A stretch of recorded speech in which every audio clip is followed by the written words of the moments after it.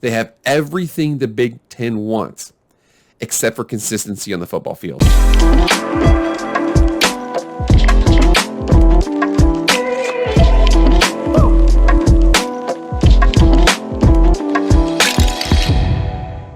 What is up, everybody? It is Jake with Master Football, back at it again. Happy Monday. Thank you so much for being here. If you want to be up to date on all things EA college football and watch plenty of college football videos, subscribe to this channel right now. I also do some pro and Madden videos as well. Like I said, please subscribe, okay? It's not going to cost you anything. All it's going to cost you is being up to date on all things EA college football, lots of college football videos, basically anything football. Click on here, click subscribe. Do it right now. Also hit the like button and the share button, everything like that, okay? I really appreciate all that. Without further ado, let's get into the video. All right, guys, here we are, and we are past a crazy weekend of football. And you can see right here, Raiders against the world. Well, actually, Raiders against themselves, because they absolutely just lost in gut-wrenching fashion to the Arizona Cardinals. I'm a real sad panda right now. And that being said, I want to talk about college football, because it's almost like it's the takeover of the college basketball programs in football right now. Let's check this out. So here we are in the FBS standings, and I'm telling you right now, there's a couple you got to pay attention to. 3-0 Duke. 3-0 North Carolina. Now, I'll let you know, North Carolina's record is much better than Duke's. Duke's has won some games, but at the same time, 3-0 there. You know, there's Indiana is 3-0. Look at your boys, Indiana. Okay, now 91-72. They have been very, very close games. And then we come down here, we also see your boys, the Kentucky Wildcats. Where are they at? We're Kentucky Wildcats 3-0. I'm telling you, there's a lot of these basketball schools that are starting to play well in football. And the last one, surprisingly, is the Kansas Jayhawks. I have been paying attention to a lot of realignment, and a lot of realignment involves the Big 12 in more ways than one, involving, the American teams coming over, BYU joining the Big 12, in addition to Texas and Oklahoma leaving the Big 12 for the SEC, and then also the rumors of the Four Corner schools joining the Big 12 and maybe possibly pulling in some other schools there, maybe even Oregon and Washington. There's lots of things that involve the Big 12, so I've been very, very in tune with them, and you can definitely tell that the team that's usually the lowest on the totem pole is the Kansas Jayhawks. So Kansas is, the fact that they are 3-0 is absolutely shocking. Came out Tennessee Tech 56-10. That's good for them. Came out at West Virginia, not an easy place to play. West Virginia had a very, very tough loss to Pittsburgh the week before that, and then they come out and they beat West Virginia in West Virginia, which is shocking. And then they win 48-30 against the Houston Cougars at the Houston Cougars. So two road games. Okay, this is against a Power 5 team. This is against a Group of 5 team that is going to be joining the Big 12 next season. So 3-0 Kansas. This is absolutely shocking. And like I said before, they come out here. They scored 13 points in overtime. That's the last touchdown. I mean, they scored an extra touchdown in overtime, but they win in overtime. But your boy Jalen Daniels has absolutely been on fire. 12 carries, 85 yards, 219 passing, 3 touchdowns, 96.6 QBR. Really, really solid production here, in addition to the game he played against Houston. So you come out here and check out the Houston box score as well. And again, your boy 14 for 23, 158, not very many yards, but 3 touchdowns, 98.5 QBR, 12 carries, 120 rushing, 2 touchdowns. Dang. They had 280 on the ground, 3 touchdowns. So what did he account for? He accounted for 5 touchdowns, and he had, 280 yards of offense. Your boy is playing really, really well. Now, at the same time, remember here, they gave up 30 to Houston. They gave up 42 to West Virginia. They definitely win one way. They win in shootouts. But I'm telling you right now, Kansas, they're something you got to watch out for. And I want to make sure I give credit here where credit is due. Lance Leipold, or Leipold, I don't know how you pronounce his name, but he is a former Wisconsin Whitewater head coach. So look at this right here. So you remember how Wisconsin Whitewater was always winning national championships? Well, in an 8-year stretch there, he won 6 of them. He had an off year when he was 7-3 in 2012. He lost in the championship in 2008. Other than that, in the years that he won the national championships, he lost 1 game, 109-6, while he was at Wisconsin Whitewater. He leaves there, goes to Buffalo, does his best to turn the program around. 5-7 first year, 2-10, then 6-6, then 10-4, then 8-5, and then 6-1. 3 bowl games, winning the last 2. Big time turnaround there. And then he comes over to Kansas very first season. He goes 2-10, and now they start off 3-0. Keep this in mind. Keep this in mind here. So he was hired on April 30th of 2021. His first game, they defeated South Dakota 17-14, their first win in over 22 months. Ugh. Later that season, Kansas defeated Texas for only the second time in the Big 12's existence and the first time on the road. The victory ended multiple losing streaks for the Jayhawks, including 8 straight overall losses, 18 within the Big 12, 20 straight to FBS opponents, and 56 straight in road conference games. Again, they only won 2 games. They beat a 3-point win against South Dakota, and then a 1-point win in overtime at Texas. And that win was absolutely remarkable. So if Kansas ever turns themselves into something, and again, I leave that open to everybody here, but if Kansas ever turns themselves into something, it will be because of this game right here. And look at this right here. They were 1-8 coming into this game, 0-6 in conference. It was not looking good.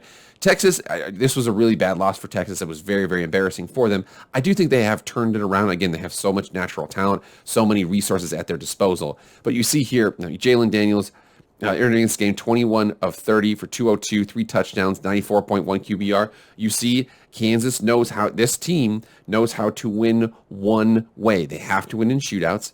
He had 11 carries for 45 yards and a touchdown. But, man, the 2-point conversion was crazy. It was absolutely nuts. But this is what this team is. So the question is, and I have to come off the camera for this really quickly here. So the real question is, what do we make of this Kansas squad? Is this Kansas squad going to be a surprise in the Big 12? I know that everybody was picking Kansas State. Kansas State had we're just going to say not as good as you wanted to have loss. Okay, we'll just say it's a bad loss to Tulane. Now, Tulane is 3-0, so to give credit where credit is due, 17-10. They win against the Kansas State Wildcats. But Kansas Jayhawks, man, I mean, they have so many things going for them. AAU program, there were a lot of rumors for them to the Big Ten. However, those turned out to be unfounded. I do think that Kansas really wants to go to the Big Ten, obviously. I mean, anybody that wants to go to the Big Ten, I guarantee you, Central Florida wants to go to the Big Ten, okay? But I'm saying here that, what do we make of this team going forward? Is this a team that's they've turned it around, they're all of a sudden going to be a football power in addition to a basketball power? I do think that we have to look at several things to see where they're at and what they're doing, because I do like the fact that they are 3-0, but there's a lot of work to do still. So if we keep this in mind here, this is the 2023 recruiting football team ranks, and then we have everybody here. I want to show you where they are at in the Big 12. Actually, no, let's just go overall. So where are they at? If I can spell Kansas. So that's Arkansas is 16, good for them. Kansas State is 40. Arkansas State is 72, and then Kansas currently is the 75th best recruiting class in the country, just behind Florida Atlantic and just ahead of Western Michigan. So they still they're structurally, I think that schematically they're going to improve, okay? Lance Leipold, he looks like he's a good coach. It looks like he does a good job out there. Currently in the Big 12, they are recruiting 12th or 10th in the Big 12. I know it's only 10 teams. It's so weird like that. But I will say this. What they did do well, and we're going to go here in a second here, we're going to connect onto this. It's going to take me a second here. But what they did do well was they were actually pretty decent in the transfer portal. So we can check this out. So Oklahoma was one of the top teams in the transfer portal. Kansas was the number 4 team in the Big 12 in the transfer portal. I think you can improve pretty quickly in that respect. I don't necessarily think that that's going to be long-term success. Again, it's the same thing when teams go to the junior college route. You can address holes, but you don't necessarily get better in the long run. I do think that Kansas, though, they look like offensively, they look like they're definitely something there's something got to deal with.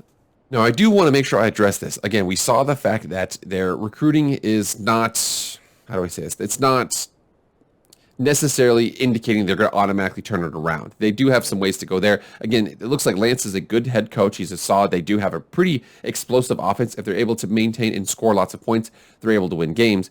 We come down here and check this out. Again, I mentioned Duke before. Duke is undefeated too. They are favored by the Football Power Index on this. If you click on this game, they're favored heavily in this game. However, from there, other than the TCU game, which is right now about a 50-50 shot according to the Football Power Index, it's 60-40 every other team that they play. Iowa State, Oklahoma, Baylor, Oklahoma State. This is a brutal stretch right here. At OU, at Baylor, home against number 9 Oklahoma State, at Texas Tech, and then home against number 22 Texas. And then you end in a rivalry game at Kansas State.